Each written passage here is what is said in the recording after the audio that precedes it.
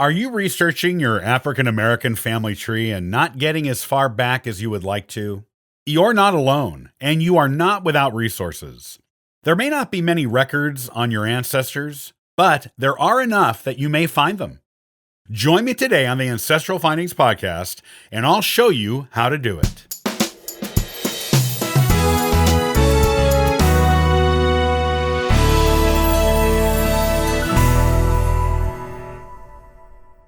Are you searching for your African American ancestors and coming up short on information? It is not an uncommon issue in genealogy due to the history of slavery in the United States, which goes back to the colonial days when our nation was part of Great Britain. Your African American ancestors may have a long history in the United States, but how would you know it? While you may ultimately have to do DNA testing to get genetic matches to help take your ancestry back further in time by sharing information with those matches, there are other useful things you can do to lengthen the branches of your African American family tree. These are some of the most powerful research techniques you should be using. Start with what you know now and move backward. It's a basic genealogical tip for anyone, but especially important for African Americans, as they may find it difficult to move back beyond the 1870 census, which is the first one done after the 13th Amendment abolished slavery. It is the first census where their ancestors are listed because they are free people for the first time. But to get back to the 1870 census, you have to start with who you know now. Until 1870, you will use most of the usual genealogical research tips that anyone else would use, such as tracing your family line using birth, marriage and death records, wills and probate records, newspaper records, including obituaries and news stories about your ancestors, and later, census records. Once you get to 1870, move forward again. It may seem a little counterintuitive, but it works. Once you find your first freed ancestors in the 1870 census, look up information on all of their children, not just your direct line ancestor child. What you're looking for is information on when that early 1870 ancestor died, and you can often find that through looking at information on their children. Parents will often be buried near children. Their names will be mentioned in children's obituaries, and you may even find the 1870 ancestor's obituary in old newspaper records by finding their child's name mentioned in it as a survivor. The goal here is to find the date of death of that 1870 ancestor so you can find their death certificate or obituary if no certificate was issued. Death certificates and obituaries usually mention the names of the parents who were born into slavery and who were already passed on by the time of the 1870 census. If you can find your 1870 ancestor again in the 1880 census, it will tell you where their parents were born. With names and birthplaces, you have clues to go on to take your family tree back even further. Look for patterns. When looking at the 1870 census, be on the lookout for patterns.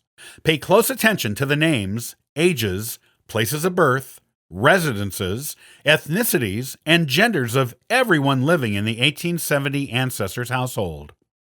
It will give you important clues to look at when confirming identities in later censuses and earlier records. Patterns are important. Families often lived close to one another. And if you find an African American family in the South living close to a Caucasian family of the same surname in the 1870 census, there's a good chance the African American family may have been previously enslaved by the Caucasian family or some of their relatives and took on the Caucasian surname when they were freed. An African American family living nearby with the same surname as your 1870 ancestor may be a relative or may have been a slave to the same owner. These are excellent clues to go on. Look at the 1867 voter registration lists. African American males were given the right to vote after the Civil War with the 15th Amendment. If you know the state your ancestor lived in during 1870, chances are high it is the same as in 1867. If not, Just search all the state voter registration lists until you find the male ancestor you know is yours, assuming he registered to vote. The voter registration lists tell how long someone has lived in the state where they registered. So, if they are a new resident, you know you'll need to look for them elsewhere going further back. Be sure to search the Freedmen's Bureau records. These are at the National Archives in Washington, D.C., though Ancestry and some other genealogical sites keep a smaller collection of them. You can find a ton of information on your 1870 ancestor here. The Freedmen's Bureau was maintained between 1865 and 1872 and recorded information about freed African Americans, such as marriages, medical records, and school records. Don't discount the 1850 and 1860 U.S. slave schedules. While these typically only included the gender and age of slaves in a slave-owning household, it can give you clues if you know or think you know the family who owned your 1870 ancestor's family. Using the age and gender of your 1870 ancestor and his or her children, you can use those slave schedules to determine if your ancestor or their children were likely owned by that family during that time. You may get other clues as to possible relatives by the ages and genders of other slaves that you can't match to your own family records. Research wills and probate records of slave owners. If you know the name of the person who owned your 1870 ancestor or their parents, look for wills and probate records left by them prior to the Civil War, as slaves were usually left to the family members of the slave owner in these records. You can get names and relations of slaves and discover who or where they went to. If you don't know the slave owner's name, check all the wills and probate records in the area where your 1870 ancestor lived, and you may find what you're looking for. Once you've broken past the 1870 ancestor using vital records and/or obituaries, you can use these same documents to trace sales of their parents and siblings, and maybe even grandparents, which will give you more names for your family tree and more avenues of further research into the past. Check old newspaper records for information on your enslaved ancestors. Prior to the Civil War, runaway slave notices were routinely published in newspapers, both locally and nationwide, in the hopes that a slave who made it to a free state would be recognized and returned to the owner. Slaves were expensive investments, after all.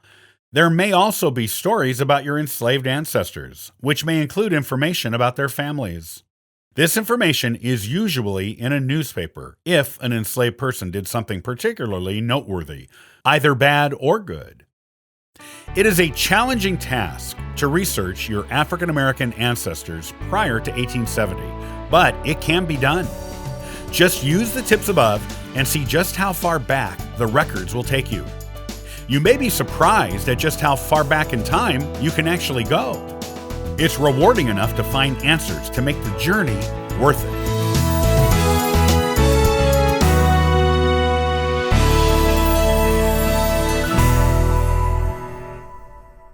When it comes to Cherokee genealogy, there are more sources to use than the Dawes rolls. Many think these rolls are the only source, but you are missing out on a lot of good information if you only use those. On the next episode of the Ancestral Findings podcast, I'll give you some alternatives you can use to discover or confirm Cherokee ancestry. Copyright by Ancestral Findings, all rights reserved.